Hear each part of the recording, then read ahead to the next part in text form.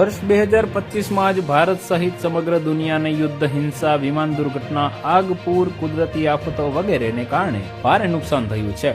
પછી ભલે તે Iran, Israel, Russia, Ukraine, Bharat, Pakistan વચ્ચેનો સંઘર્ષ અને યુદ્ધ હોય કે હાલમાં જ અમદાવાદમાં એર ઇન્ડિયાના વિમાનનો અકસ્માત હોય, પરંતુ ભવિષ્યની ચિંતાઓ ઓછી થવાને બદલે વધુ ઘેરી બની રહી છે.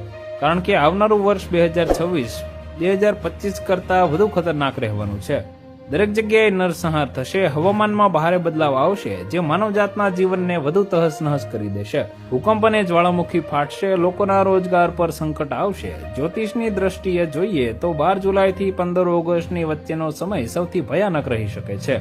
આ સમય દરમિયાન ગુરુ, ચંદ્ર અને સૂર્ય ત્રણેય ગ્રહો કર્ક રાશિમાં હશે. પછી આ ત્રણેય ગ્રહો પુષ્ય નક્ષત્રમાં જશે, જે શનિનું નક્ષત્ર છે.